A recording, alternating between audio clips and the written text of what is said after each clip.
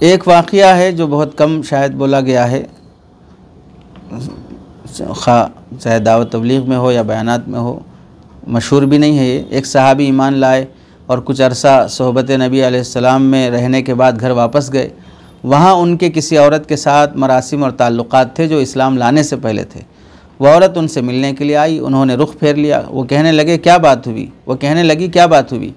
वो भी वक्त था जब तुम मेरी मोहब्बत में बेकरार होकर गलियों के चक्कर लगाते थे, मुझे एक नज़र देखने के लिए तड़पते थे, मेरी मुलाकात के शौक़ में ठंडी आहें भरते थे। जब मैं तुमसे मुलाकात करती थी तो कस्में खा कर अपनी मोहब्बत की यकीन दहानी करवाते थे। अब मैं ख़ुद चलकर तुम्हारे पास मिलने के लिए आई हूँ तो तुमने आंखें बंद कर ली। वो फरमाने लगे कि मैं एक ऐसी हसीन हस्ती देख कर आया हूँ कि अब मेरी निगाहें किसी गैर पर नहीं पड़ सकती, मैं दिल का सौदा कर चुका हूँ। वह औरत ज़िद में आकर कहने लगी अच्छा एक मरतबा मेरी तरफ देख तो लो। उस सहाबी ने फरमाया ऐ औरत चली जा वरना मैं तलवार से तेरा सर कलम कर दूँगा।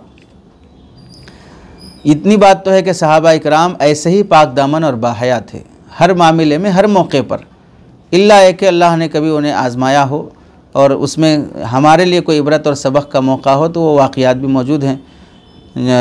बाकी है कि ये वाक़या इस पस मंज़र के साथ कहीं किसी हदीस की किताब में मौजूद नहीं है। आप अलैहिस्सलाम या सहाबी की तरफ मंसूब करके बयान करना दुरुस्त नहीं है।